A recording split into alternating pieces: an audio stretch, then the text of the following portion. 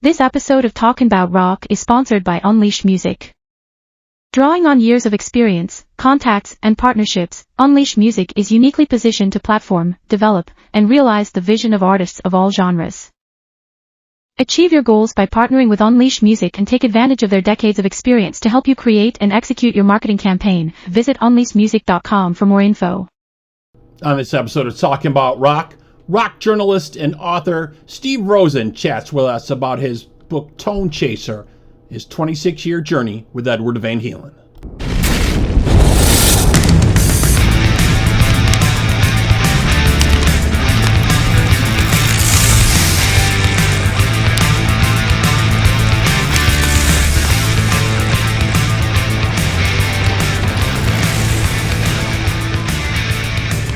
Talking About Rock, sponsored by School of Rock, North Buffalo, where they're making musicians every day. Welcome, everyone, to this episode of Talking About Rock. I'm Rob Edwards. Here we bring you rock interviews from veteran and upcoming artists. Subscribe on our YouTube channel to stay up to date. Follow us on our social media and our website, talkingaboutrock.com. Today's guest is a professional music journalist with a career spanning over 50 years. He has published over 1,000 articles in major periodicals, including Guitar World and Guitar Player magazine. He's a recognized authority on the world of rock and has been tapped to write books on musicians such as Jeff Beck, Prince, Bruce Springsteen, Free, Bad Company, Randy Rhoads, and Van Halen. Here to speak with us about his latest book, TONECHASER, Understanding Edward, his 26-year journey with Edward Van Halen. Let's welcome Steve Rosen. Hello, Steve. Robert, how are you, man? Happy to be here, buddy. Great, man. Doing well. Well, your book is really amazing, man. You've given us a glimpse into the man who would become the next rock guitar god, but he was always very, very humble. Yeah, man, he was, and that was sort of the paradox of writing the book, hanging out with this person who the world was looking at as the next stage of electric guitar playing, and on the other side of that, him just revealing these very vulnerable feelings to me. So trying to put that together and present it so you could walk away thinking, yeah, I know this guy a little bit better than I did before reading the book. That was what I was hoping to do. Yeah, and many of these interviews were recorded on cassette as they were back in the day. And this you explained this book almost never came to light until you rediscovered what you call the Twilight Tapes, correct? That's exactly right. So I met Edward in 77. We had a friendship relationship that lasted until 2003. For the next 17 years, let me backtrack just a little bit. In 1986, so I had been hanging out with Edward about 8 or 9 years at that point. I approached him and said, Ed, I would like to write your authorized biography. Other writers are going to come to you asking you that same question. I'd like to be the person to do that. And he said, yes, of course it would be you. Who else would it be? So I started working on what was going to be his authorized biography. But Edward was always working on something new musically. And he would say to me, well, now's not the right time. If we do it now, that means the next record I do won't be part of it, which I understood. I mean, I was disappointed, of course, but I understood that. So fast forward to 2003, the authorized biography obviously never gets written. For the next 17 years, I continue with my music journalism career, and I'm interviewing people. In the back of my mind, there was that book that almost was. So in 2020, I don't know what it was, man. A couple of people said, hey, man, you should write the book. And I really didn't want to do it at that point. I thought too much time had passed. I don't remember what had happened. Just various reasons. But something pushed me into just to go through and look at my interview cassettes, as you mentioned. Everything was on cassette. And I see this one binder, it's all in black. The spine is broken. I mean, it was weird, man. It was all dusty. I mean, it had literally probably not been opened since the day some of those conversations were recorded. I looked through them. I pulled one out, which was cryptically marked relationship or something. I put it in, and I hear Edward's voice, and he's talking about his father, and I can tell how emotional he is. And I go, oh my God, this is amazing. I'd sort of forgotten about those conversations that weren't specifically interviews that I was, officially doing with him for a magazine. These were just conversations we had. And yes, that was the trigger, man, what I call the Twilight Tapes, because those conversations typically happened at like 3 a.m. He'd call me, he wanted to talk, and that was the trigger. So I sort of slowly kind of, put myself back into the mindset. Okay, let me see if I can revisit the book and see what I have in me, So yeah, so it's like you came across this cryptic artifact, but let's backtrack a little bit, like you were saying. So you first met Ed, and they were referring to him as, I think, Godhead, from what you're saying, at the Whiskey in '77. And was this before the first album came out? It is. So this is July '77. I'm at the Whiskey on a Friday night with my brother Mick, and Cheap Trick was recording a live record, not the Budokan record, which would come in '78 the next year.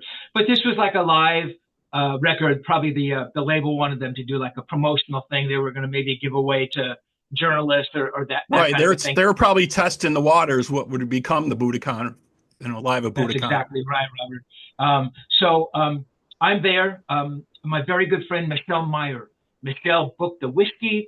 She also booked a couple of clubs around town, including Madame Wong's East and West. Madame Wong's East was a pretty famous punk club. I mean, all the punk bands were playing there and wanted to play there. I had a band at the time, and she would book my band into the various clubs she was promoting, and she never wanted to hear a tape, so I owed her. I love Michelle. And she said, listen, there's somebody you need to meet. We go upstairs, and there's this character standing in the corner, smoking a cigarette, of course. You would always be smoking a cigarette. And that was Edward Van Halen. And we had this conversation. And, Michelle introduces me. Edward Van Halen, Steve Rosen, Eddie Van Halen, Godhead. And Michelle's use of the word Godhead was the greatest compliment you could give to anybody. And, not everybody earned that title from her. So that was the first time we met. We had this amazing conversation. At the end of the conversation, he gives me his phone number. He says, hey, man, I really enjoyed talking to you. Call me. And this would be July '77. The first record comes out in February '78. So what is that? 8 months before the first record comes out. They had signed the deal, and he had talked about the record. So I don't know if the record was done at that time, but he did talk about the record. So some of the recording had been done minimally. And so I think it was because I met him before that first record came out, and kind of before that first tour opening for Journey in Montrose, before his legend really grew. He was just still sort of this Southern California guitar player who made good, and I think that had a lot to do with the arc of the relationship to come. Yeah. So originally, from what's pretty kind of well known at this point, is Gene Simmons put together the original Van Halen demo. I have a copy of what they're calling zero demos here, and he was trying to get the band moving and forward. So I got a couple of the tracks on here that they had: On Fire, Woman in Love, House in Pain, they were calling it, Running with the Devil, She's the Woman, Let's Get Rockin', Big Trouble, Somebody Get Me a Doctor, Babe Don't Leave Me Alone, and Pull Out the Lights. Some of the tracks they were demoing before that. Gene never moved forward on the project. Guys from Warner Brothers, I guess, came down and saw the show. Ted Templeman finally signed them and got stuff rolling on that. And then fast forward a little bit, after all that came, you actually got another visit from Ed, and you got to listen to the tape before Van Halen 2 came out. He played just some of those licks for that before they had released it. So that had to be amazing, just hearing the music first, no vocals, and it was on a cassette again, like it was back in the day. Yeah, that was extraordinary. And just touching on that Zero's demo you mentioned. What's interesting is that they had songs on there that would come 3 and 4 records down the road. You know, so which tells you that though each one of those records, the first, second, third, and fourth records and stuff, changed, it was really inherently all Van Halen. You know, I mean, could they have put Somebody Get Me a Doctor on that first record? Possibly, but it's interesting that songs that wouldn't see the light of day for years were on that initial demo. So yes, it is. When is it? When does that second record come out? Is that 79? So yeah, at a point in time, you know, I think he just showed up, or maybe I was expecting him. It's hard to remember. We only lived about 8 minutes apart from each other. Edward lived in Coldwater Canyon. I lived in Laurel Canyon in the Hollywood Hills, and he would just pop over, man. You know, he'd do the pop in. But I think I was expecting him, and you know, he walks in, and typically he'd walk in, be smoking a cigarette. He'd sit down and he'd pull one of my guitars that I had in stands, and he'd start noodling. But as soon as he walks in, he goes, "Hey, let's go down to the car." So I thought, wow, this is weird. I thought we were going to talk and have an interview. So I probably was expecting him. So we go down to his car, which is just a piece of garbage. I don't know what it was. Van Halen people know what that car was. I mean, it was crap, really. And I think he was really proud of it. He goes, "Yeah, man, I took some money and bought a car." I thought, wow, okay. So we go down, yeah, and he pops in the cassette, and it's the music from What Will Be Van Halen 2. I know there were no vocals. There may or may not have been bass. It's hard to remember. Pretty positive there were drums and obviously guitar. So I'm listening, and I'm just, it's just unbelievable. And he has the windows rolled up, and it's a warm day, and the cigarette smoke is filling the passenger space of the car, you know, and I'm gagging on cigarette smoke because I get migraine headaches from cigarette smoke. And he's got the thing cranked to 10, and it was just unbelievable. And I'm trying in my head to remember, oh, that was a fast shuffle, and oh, that was the solo that went, you know, from here to here, you know. I didn't have anything to write on, so I had no reference, you know, so trying to remember. So then we walk back into the house, and we start talking, and he picks up a guitar, and that's when, I mean, the true magic began. So he starts saying, "Yeah, this is what I was playing on, whatever it was, Dance the Night Away." And, you know, he'd start playing this stuff on guitar and trying to remember what I had just heard, where he's in a studio and thing is cranked. And now here he's just whipping it off, yeah. Track, right, acoustically. And he's playing those parts, man. And I'll tell you, man, all the same energy and the passion and the articulation was there. Yeah, he seemed to be able to dial it in whenever he needed to. That was his gift to, you know, just it was always on. It was never, you know, he always had a guitar in his hands. He was always on. Another thing I thought, which was really, really interesting, wanted to talk about a little bit, is when Ed was actually showing you his hammer-on and pull-off techniques, which everybody knows he became very famous for, and he kind of gave you a little like quick guitar lesson there by doing that, which I thought was amazing. So we have a little bit of that conversation between Steve and Edward, and we're going to take a quick short break here, and let's take a listen. Again, these are from the cassette tapes that Steve recorded with Edward during these times, and this is like a short little like guitar lesson from Edward Van Halen here, showing some of his pull-offs. So we'll be right back. Right, so you do it back. Keep going. Right. I can't even do that. This one. So I've been doing too much of that wide stretch stuff. Because when, you know, we've been playing live, when I'm standing playing, it's hard to do that, but when I'm sitting down, I can stretch.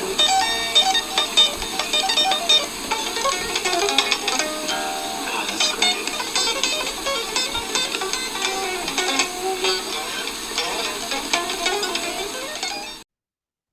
Okay, so cool to see that, and like we're saying, he could just whip it off whenever he needed to, and you know, always on, right? He was always ready to go.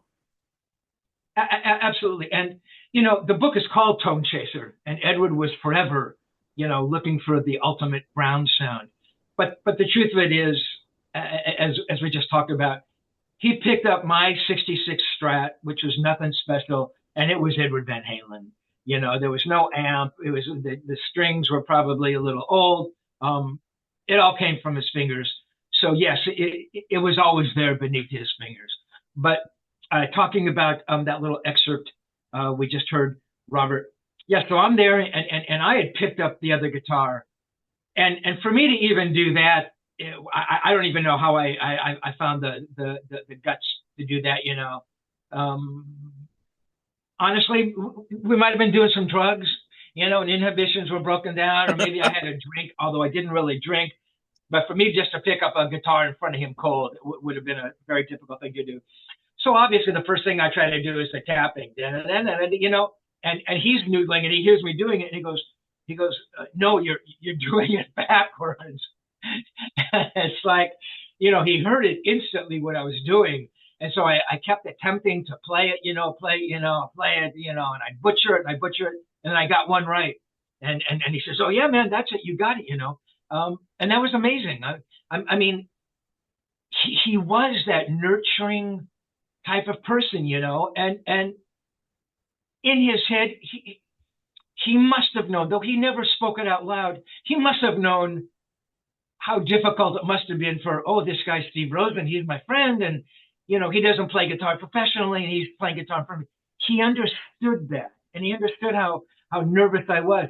So for him to make the one comment like that, I think he knew what it meant to me, and he could have said, no, man, that's wrong. You're doing that all wrong, At which point I would have frozen, and I never would have attempted, Right. I mean, this is the master. This is sitting there with John Steinbeck, and Steinbeck says, no, don't use those words. That's no good, Right. And you'd never write another word in your life, right? Right, exactly. John Steinbeck says, oh, yeah, that's it. That's good. It's like all of a sudden, you're a Pulitzer Prize winner. So that's what I loved about him, and he was always like that. Yeah, just amazing. So, and in the book, you talked a little bit about he talked about Gene Simmons, Ace Frehley, and he also mentioned he wrote the solo for Christine 16.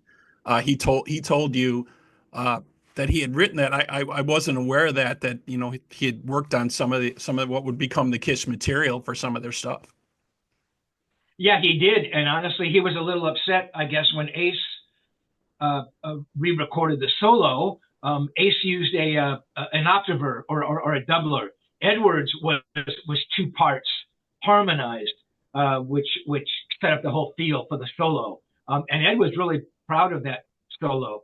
And when he heard kind of what Ace had done, he was a little bit disappointed. Yeah. So yeah, I mean, still loved Ace, and there's a little bit in the book where he talks about Ace and that kind of thing. And yeah, Ace was on Edward's radar for sure. Yeah, definitely. So Edward, obviously always the innovator. He loved to tinker with his guitars, his amps. Did he ever discuss with you if he added any effects or anything into his amps? He was always known for saying he never owned a distortion pedal. He used some other stuff. Obviously, he used a flanger for Unchained, but and we know he developed so many different things. Did he ever put any of that electronics maybe into his amps? Maybe. Honestly, Robert, the conversations never got that specific. I did those interviews with him for Guitar World and various Japanese and European magazines, which were guitar centric, but I never dove that deeply into that. I mean, I wish I would have. I did, excuse me, do an interview with Jose Arredondo, and Edward and Jose were actually going to put out an amp back in the day, like a Van Halen model, because Jose did a lot of mods on Ed's gear early on. And in fact, that interview is being transcribed now by Alan Garber, a Van Halen enthusiast who has transcribed a bunch of Van Halen solos, and like, he's the guy to do this. So there might be some information in there that Jose talks about in terms of internally what's going on. But no, I never really got that deep into that kind of a conversation with him. Yeah, it'd be interesting to see, because I think people are always trying to see if they can emulate him, what was going on. He played with his back to the audience when they first started out way back in the day. He didn't want people copying his licks and seeing what was going on, and rightly so, definitely. So let's fast forward a little bit to the 1984 album. We saw keyboards kind of front and center for Jump, but you noted he had mentioned keyboards way back in the early days. He was already thinking about this, always planning stuff, always had songs that he had, on the back burner waiting to be put together, but he was talking about keyboards real early. Absolutely. And, you talk about Jump, and obviously that's the one song we all refer to, but I'll Wait. I mean, that's all. And that song almost never happened. Dave didn't want to do it. I think it's one of the better songs on the record, actually. But yeah, Edward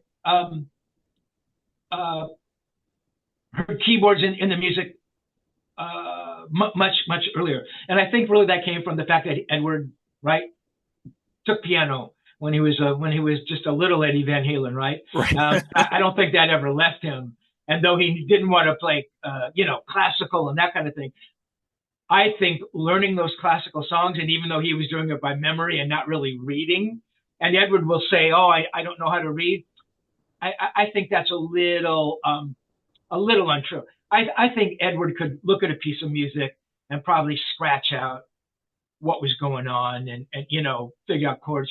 Could he read like, flies, running across the page? No, but I think Edward knew, he knew staffs, he knew the, faces and all that kind of thing. But I think he was always thinking keyboard parts. I know a lot of the bands that he was listening to, there were keyboard players, all that prog stuff, UK, and all that stuff was keyboard oriented. So yeah, it was on his mind really early. And I think, everything else being equal, I think there could have been keyboard parts maybe even earlier than they showed up. But then he bangs on the Wurlitzer, which really isn't a keyboard part proper, but he was always thinking about keyboard parts, definitely. Yeah, definitely. And he was always kind of like you said, a little bit reserved, and he didn't want to give away everything that was going on. He didn't like doing interviews really very much, right? That was kind of well known. He kind of let that be Dave's thing and let Dave's kind of mouth kind of run and kind of set the verbiage. And then we would find out obviously years later that Alex was kind of the one running the business and keeping things in the back end working. But after 1984, we saw, Dave left to start his solo career. It's kind of been noted that Ed's Ferrari mechanic kind of recommended Sammy to join the band. I don't know if that's a totally true story or not, because they actually played together in Montrose. Montrose was on a bill with them.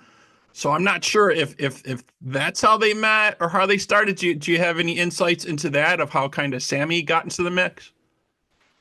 I mean, that's an excellent question, and yes, the famous story is Edward and Sammy's the Ferrari mechanic, Claudio. Right.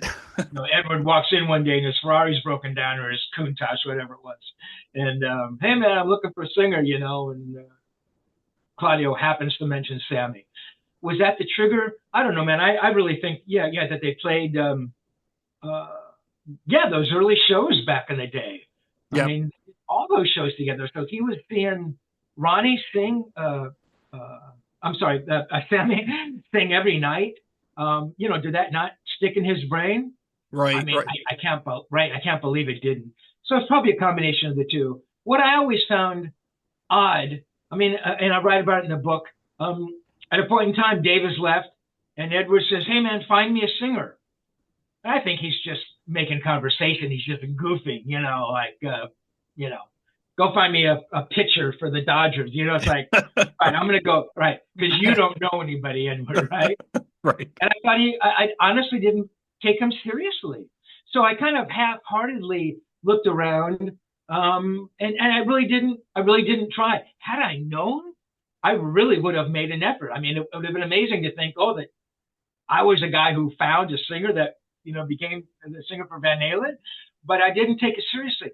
And Edward, one of the one of the peculiarities of his character, sometimes he would take an easier road, not with his music, because he worked on every song and every lick, but maybe some of the ancillary stuff, some of the business decisions. It's like, well, you let your mechanic choose your next lead singer. It worked out. Yeah, it worked out very well. Like, right. I mean, can you imagine? I mean, he could have called anybody in the freaking world. Yeah, that's why it's a little bit hard to believe that story. You know, I think he was always watching what was going on around him, you know, taking note of different things, different players, different people. And another thing I wanted to mention is you talk about a little bit about it in your book. He'd mentioned Michael Anthony's bass playing, how he maybe wasn't so happy with that at times, and we know from stories that he'd reached out to, you know, Billy Sheehan at one point and was maybe going to tap Billy Sheehan to play bass for Van Halen. Obviously, we know he eventually moved on to play bass for David Lee Roth. You know, Billy was kind of almost caught between those two worlds at that point. You know, would he be playing with Van Halen, or obviously he would move into Dave? But it's just some of these insights that you have, you know, into the book for some of those things we can see now, because like we were saying, Ed was a private person. He kept a lot of things close to the vest, right? Absolutely. You know, and you bring up Billy, and I've known Billy for a very long time. He's a sweet guy. He's an amazing bass player. And again, I don't know specifically what happened when Edward reached out. I think Edward was maybe in a frustrated mood, so he calls Billy because he had a ton of respect for Billy. And with Edward, it was all about respect. So yeah, I mean, did he make a call? Hey, Billy, do you want to join Van Halen? Was it that? Yeah. Well, we actually spoke to Billy on the show, and Billy said, you know, Ed had brought him up to his room to listen to a tape one time, you know, and he basically said to him, "What would you say to me if I asked you to join Van Halen?" You know, and Yeah. Billy was like, "Well, I'd be on the next plane and I'd come and join you guys." Yeah. You know, he's like, "Well, we're thinking about some stuff. We'll let you know." You know, Yeah. and the next conversation, you know, later on was as they had Van Halen and them were, I think, having dinner, or eating something somewhere together. You know, they see him talking with David, and like, you know, I have a meeting with Dave coming up. He's like, "Well, you have a meeting with Dave. You better tell me what happened." You know, and you know, he finally did tell Ed what happened, and obviously we know that's all history. You know, but to be caught between those two worlds. You know what I mean? Something amazing. Yeah, Billy Sheehan, obviously one of the masters of bass, definitely. Absolutely. And again, because Edward did have so much respect for Billy, there's a little bit in the book, again, that Edward talks about, Billy playing in Dave's band. And Edward says, Billy reached out and told me about it, or asked me, "Hey, man, are you cool with that?" And Edward said, "Yeah, man, go ahead. You know, do that, you know," because it was all about respect. Had Billy somehow done it in a disrespectful way, I think the conversation would have gone entirely differently. But Edward wasn't going to stand in the way of Billy Sheehan playing in Dave's band. He understood what that meant, you know, in terms of a career.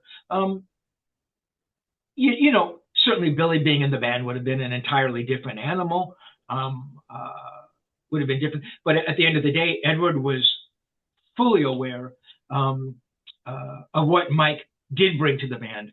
You know, the harmonies, and Mike tended to stay out of the way of the guitar playing. Right. And maybe more importantly than anything was the chemistry of the band. Van Halen was those four guys. Yeah, right? definitely.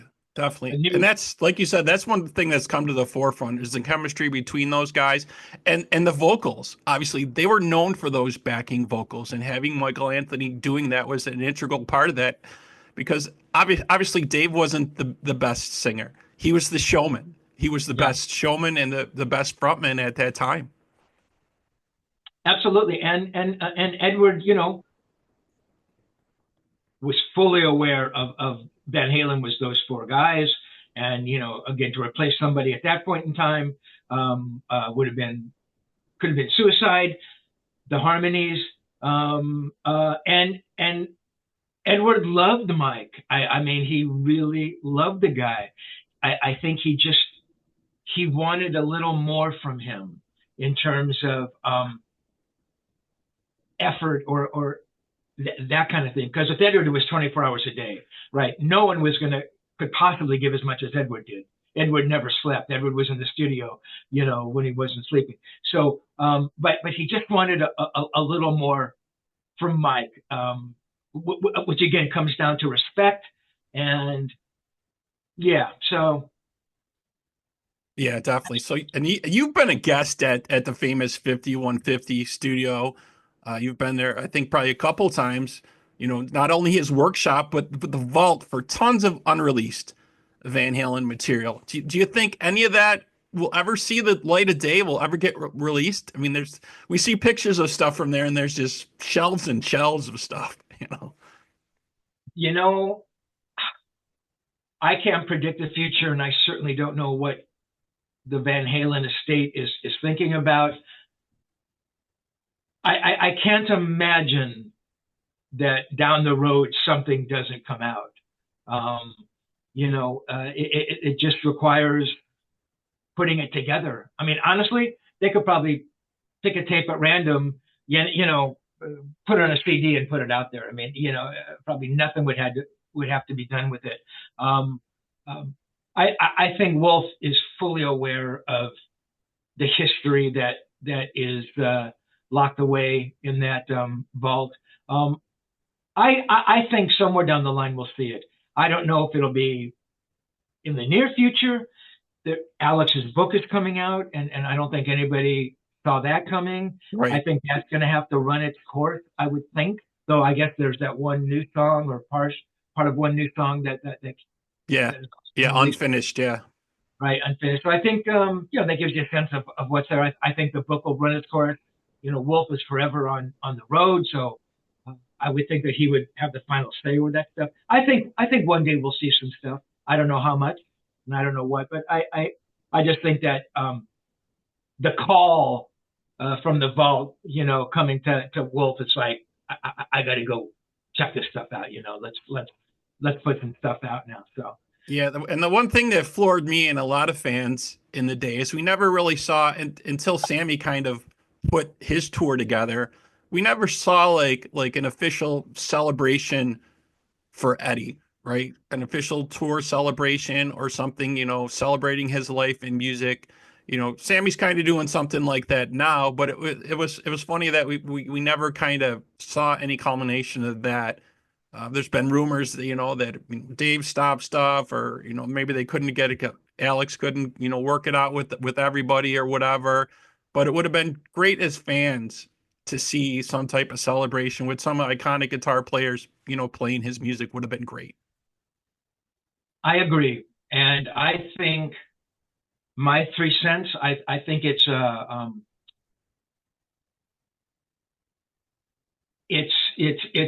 unimaginable that there was not a tribute show, a tribute concert. As you said, they could have brought in different guitar players. I think at the end of the day, look, again, I can't speak for any of these guys. I can't imagine that Alex and Dave and Mike wouldn't have done this. I think that's impossible to think about. But the other thing you have to think about, and this kind of goes back to why my original book, or at least in my brain, why my original book that I was going to do with Edward didn't happen. I don't think somehow whoever the powers that be were, whether it was management or the label or the archivist, I don't know who, there was never the definitive box set. There's a box set on every band in the world, good, bad, and indifferent. That's true. Right? I mean, can you imagine the box set they could have had? How could that not have happened? How could Warner Brothers have allowed that not to happen? I mean, look, how much, if it was purely from a financial standpoint, I mean, that I don't understand. And I believe in my little pea brain, somehow the legacy and the importance of Van Halen just did not register with these people. And in the same way, look, I'm not putting Edward in that group, but I don't think Edward had a real sense of his own legend back in the day.